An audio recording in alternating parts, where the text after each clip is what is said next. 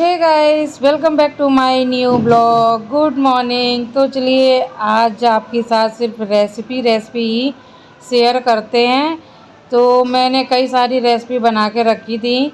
तो सबसे पहले मैं आपको बता दूं कि मैं दीदी के यहाँ मतलब जो भी जैसा भी फंक्शन होता है, छोटा फंक्शन हो या बड़ा फंक्शन हो, हमारे यहाँ जीजा जी ही खाना बनाते हैं। मतलब सब्जी नाश्ता जो कुछ भी है यही बनाते, क्योंकि जिया जी इतना अच्छा खाना बनाते हैं। सच बताऊं, एक बार अगर आप लोग खा लो ना तो बार बार खाने का मन करेगा।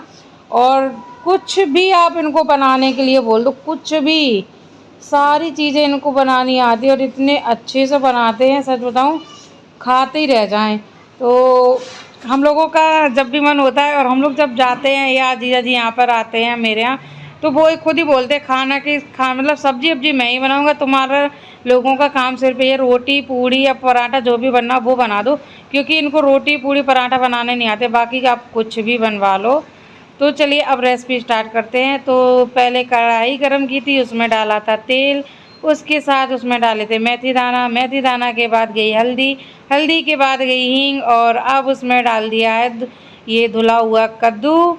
तो चलो अब कद्दू को डाल देते हैं और इसको अच्छी तरह से चलाना पड़ेगा। फिर इसमें नमक डाल देंगे ताकि अच्छे से मिक्स हो जाए। और यहाँ पर कढ़ाई थोड़ी थोड़ी सी छोटी पड़ गई है। ऐसा था कि 15 से 20 लोगों का खाना बन रहा था, तो उसी हिसाब से सब्जियां सारे यहाँ पर काटी गई थी। तो ये सूखी सब्जी है और वैसे भी पेठा भी एक बार इसको ढक देंगे ना तो अच्छे से पिचक जाएगा, तो सारी सब्जी एक साथ अच्छे से बन जाएगी इसमें। अभी ये डाली है ना सब्जी, तो इसलिए ऐसा लग रहा है। तो एक साइड रखी हुई थी साबूदाना की खीर। तो साबूदाना की खीर बनाने के लिए पहले रखा था भगोना, फिर उसमें डाला दूध। जब दूध अच्छी तरह से खौल गया था तो उसके बाद डाला था उसमें साबूदाना, और साबूदाना को पहले ही भिगो दिया था क्योंकि भिगोने के बाद साबूदाना बहुत अच्छा बनता है। तो ये साबूदाना की जो खीर है वो मेरी मम्मी बना रही थी। और उसके बाद जब उसमें खौल जाएगी तो उसमें गरी मखाने जो भी डलेंगे वो सारा डाल देंगे। तो यहाँ पर देखिए कद्दू एकदम पिचक चुका है और देखिए कढ़ाई में स्पेस भी हो गया है। तो अब जीजा जी इसमें डाल रहे हैं चीनी, क्योंकि गुड़ की याद नहीं रही थी लाने की तो इसमें चीनी डाल दी, क्योंकि चल जाता है, चीनी से भी अच्छा टेस्ट आता है। और चीनी डालने के बाद फिर इसमें डालेंगे आमचूर पाउडर, क्योंकि कद्दू जब तक खट्टा मीठा ना हो तब तक टेस्ट ही नहीं आता है। तो इसके लिए तो यहाँ पर ले लिया इतना सारा पाउडर। और एक तरफ मम्मी खीर बना रही है तो उसमें गरी मखाने भी डाल दिए हैं सारे काट कूट के। अब उसको थोड़ी देर ऐसे ही चलाना पड़ेगा, फिर थोड़ी सी अच्छी तरह खोल दे, फिर उसको उतार देते हैं। तो यहाँ पर सारा कुछ डल चुका है और अब बस इसको अच्छे से चलाते रहेंगे, क्योंकि अभी इसमें पानी भी है तो इसको थोड़ा सा सुखा भी देते हैं। और आप लोग बताएगा कि ये वाला देसी खाना किस किस को ज़्यादा अच्छा लगता है। तो सच बताऊँ, एक साथ मतलब कद्दू और मट्ठे के आलू एक साथ ही खाए नहीं अभी तक। हम लोग घर में भी बनाते हैं तो हम लोग पेठा की सब्ज़ी बहुत कम बनाते हैं, क्योंकि मुझे नहीं अच्छी लगती है ज़्यादातर। तो परी के पापा को बहुत ज़्यादा पसंद है, तो आज इनकी पसंद का ही खाना बन रहा है, कद्दू की सब्ज़ी और पूड़ी। तो यहाँ पर सारी मतलब खीर भी बन चुकी थी और कद्दू भी बन चुका था। तो अब बारी थी इसमें कसूरी मेथी डालने की, तो वो भी डाल लेते हैं। फिर उसके बाद इसमें डाला हरा धनिया, और उसके बाद जो खुशबू आई, सच बताऊं इतनी यम्मी यम्मी खुशबू आ रही थी, बहुत अच्छा लग रहा था। देखिए देखने में ही कितना प्यारा लग रहा है और तो खाने में कितना टेस्टी होगा। फिर उसके बाद इसमें जाएगा हल्का सा गरम मसाला MDH का, क्योंकि जो कंपनी के मसाले होते हैं वो बहुत ही ज़्यादा टेस्टी होते हैं। तो चलिए अब पेठा की सब्ज़ी बनके एकदम तैयार हो गई है, क्योंकि जो भी मसाले डालने थे सारे मसाले डल चुके हैं। तो अब बारी है तीसरी रेसिपी की। तो यहाँ पर ले लिया है कुकर और अब इसमें डाल दिया है तेल। और यहाँ पर देखिए मट्ठा निकाला जा रहा है। मम्मी ने तीनों पैकेट खोल दिए हैं और एक साइड मट्ठे को मतलब रूम टेम्परेचर के हिसाब से ही रखा गया था। तो चलिए अब भगोना वहाँ पर रख देते हैं। और अब इसमें डाल दिया है जिया जी ने जीरा डालने के पहले जिया जी क्या करते हैं कि जैसे तेल डाल देते हैं, जब तेल गर्म हो जाता है तो बोलते हैं कि तेल को फाड़ना चाहिए, तो उसमें 2-4 पानी की छींटे डाल देते हैं। ये देखिए, ये तो मैंने सच बताऊं तो पहली बार ही देखी, लेकिन अब मैं भी जब भी बनाऊंगी तो मैं भी ऐसे ही ज़रूर ट्राई करूंगी। तो यहाँ पर देखिए उसके बाद जीरा और हींग डाल दिया अच्छे से, क्योंकि जब तक हींग जीरा का अच्छे से तड़के वाली खुशबू नहीं आएगी तब तक फ़ायदा ही नहीं है मट्ठे के आलू खाने का। तो देखिए अब यहाँ पर सब कुछ डल चुका है। अब इसमें जाएगी हल्दी, और इसमें हल्दी भी पहले ही डाली जाती है, उसके बाद इसमें आलू जाएंगे। तो चलिए अब इसको अच्छे से चला लेते हैं ताकि जीरा अच्छे से भूंज जाए। तो अब इसमें डाल देते हैं हल्दी, और हल्दी भी कलर के हिसाब से ही डाली जाती है, हल्का कलर भी नहीं रहना चाहिए और ज़्यादा डार्क भी नहीं होना चाहिए। तो उन्होंने अपने हिसाब से हल्दी भी डाल दी है। और अब इसमें डाल देते हैं आलू, और ये देखिए इतने सारे लोगों की सब्ज़ी बन रही है तो अच्छी ही बनेगी। और सच बताऊं तो मट्ठे के आलू भी एकदम भंडारे जैसे बनते हैं, बहुत ही स्वादिष्ट। तो चलिए अब इसमें डाल देते हैं आलू, और अब इसको अच्छी तरह चलाना पड़ेगा, क्योंकि अभी इसमें नमक तो डाला नहीं है। जो भी हींग जीरा हल्दी है तो आलू को अच्छे से मिक्स कर ले, तो उसी हिसाब से इसको बहुत देर तक चलाएंगे।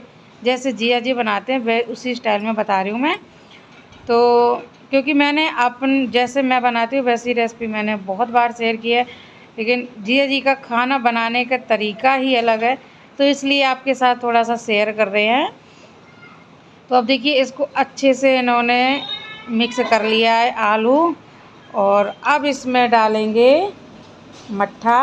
पहले इसमें थोड़ा सा पानी डालेंगे, और मैं पानी बाद में डालती हूँ। मुझे लगता है कि पानी डालने से मट्ठे के आलू फट जाते हैं, लेकिन इन्होंने जैसे बनाई थी सच बताओ इस तरीके से तो मट्ठे के आलू बिल्कुल फटे भी नहीं थे। और ये देखिए अब इसमें पानी डाल दिया। मैंने बोला भी था कि अगर आप पानी डाल रहे हो तो पानी ऐसा होता है ना, ठंडा गर्म हो जाता है तो फट जाता है मट्ठा, लेकिन बिल्कुल भी कुछ नहीं हुआ था, बहुत ही टेस्टी बनते हैं। तो अब इसको अच्छी तरह जिया जी इसको चलाएंगे। तो अब इसमें जाएगी हरी मिर्च, हरी मिर्च भी इसमें पहले ही डाल देते हैं, और देखिए बहुत ही टेस्टी लग रहे हैं। तो अब उसके बाद इसमें जाएगा मट्ठा जो निकाल के रखा हुआ है, और इसमें मट्ठा ज़्यादा रखते हैं और पानी कम डालते हैं, क्योंकि जब हम मट्ठे के आलू बनाते हैं तो उसमें मट्ठा ज़्यादा होना चाहिए, उसका टेस्ट अलग होता है, और गाढ़े भी बन जाते हैं तो वो अलग ही टेस्ट आता है। और अगर हम इसमें ज़्यादा पानी भी ऐड कर देंगे तो वो पानी फिर वो अलग तरीके के मट्ठे के आलू लगते हैं। तो इसलिए जब भी आप मट्ठे के आलू बनाएं तो उसमें मट्ठा ज़्यादा रखें और पानी कम रखें। और अब बस इसको चलाते रहेंगे। तो गाइस अब देखिए देखने में कितने टेस्टी लग रहे हैं मट्ठे के आलू, साथ में उसमें गई है हरी धनिया और कसूरी मेथी। और यहाँ पर देखिए खीर भी बन चुकी है, और यहाँ पर आटा भी तैयार है। और आपको सब्जी दिखाते हैं, पेठा की सब्जी, इसमें भी धनिया डाल दिया है। ये देखिए कितना टेस्टी और यम्मी लग रहा है। और यहाँ पर मैंने आटा भी लगा लिया है, पूड़ी का आटा लगा दिया है, और ये कचौड़ी का आटा लगा लिया है। तो अब आपके साथ का शेयर करते हैं चौथी रेसिपी, और ये चौथी रेसिपी है ब्रेड आलू मसाला रोल। तो देखिए सबसे पहले जिया ने कढ़ाई ली और उसमें डाला हींग जीरा प्याज हल्दी नमक टमाटर, और इन सब चीज़ों को अच्छे से मिक्स कर लिया। टमाटर को मतलब ज़्यादा ही रेसिपी तो मैंने पका दिया है।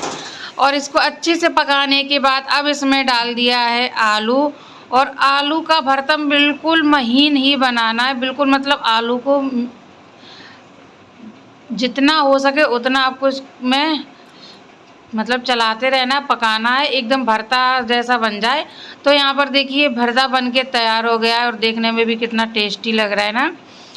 तो हर चीज़ मतलब इतने मन से बनाई जाती है ना, तो खाने का मज़ा ही अलग हो जाता है, और साथ में जो भी काम होते हैं वो भी करते रहते हैं। तो आप लोग बताइएगा कि ऐसे किन किन लोगों की जिया जी हैं जो मतलब इतना खिलाने के सबसे ज़्यादा शौकीन रहते हैं। तो चलिए अब बारी आती है, ये अरारोट ले लिया है और अरारोट को डाल दिया है पानी में, कटोरे में पानी लेके अरारोट को डाल दिया है, क्योंकि जो ब्रेड को क्रिस्पी करने का तरीका है इससे बहुत जल्दी क्रिस्पी होते हैं। और इसमें थोड़ा सा अरारोट डाला है। अब इसको दिखाते हैं, पहले इसको अच्छे से मिक्स कर लेना है जितना भी इसमें डाला है, इसको अच्छे से मिक्स करने के बाद फिर यहाँ पर कर दी थी कढ़ाई गरम, क्योंकि हमारी कढ़ाई भी गरम हो गई है, क्योंकि इतने सारे लोग हैं खाने के लिए बैठे हुए हैं। तो अब बारी आती है ब्रेड को मतलब साइड से काटने की। और अब देखते हैं कि यहाँ पर ब्रेड रोल बनते कैसे हैं। तो पहले ब्रेड लेना है और ब्रेड को चारों तरफ की ये जो किनारी होती है इसको साइड से निकाल देना है। और निकालने के बाद ऐसे ही जितने भी आपको बनाने हो उसी हिसाब से आपको पहले सारी कट कर लेनी है। और फिर उसके बाद आपको लेनी है ब्रेड और उसको जो हमने बना के रखा था अरारोट वाला घोल, उसको फिर से अच्छे से चला लेना है, क्योंकि जो घोल है वो जो अरारोट होता है वो नीचे बैठ जाता है, पानी पानी ऊपर हो जाता है। फिर उसके बाद ब्रेड को ऐसे लेना है और इसको ऐसे ही दबा के अच्छी तरह से निचोड़ लेना है। पानी नहीं रहना चाहिए, दबा दबा के निचोड़ना है, क्योंकि हम इसको मुट्ठी बंद करके नहीं निचोड़ सकते हैं, क्योंकि ब्रेड फट जाएगी तो फिर बेकार हो जाएगा। और उसके बाद छोटा सा आलू का मतलब आलू लेना है छोटा सा, और उसमें रख के जैसे हम पराठा बनाते हैं या लोई को अच्छे से आलू भर के उसको दबा देते हैं ना, तो वैसे ही करना है। बस फटना नहीं चाहिए, अगर फट जाएगा तो कढ़ाई में जाके पूरा अलग अलग हो जाएगा, तो तेल भी बेकार हो जाएगा।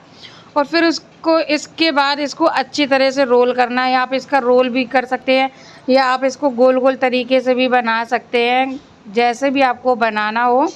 तो ऐसे ही सेम प्रोसेस करनी है आगे भी।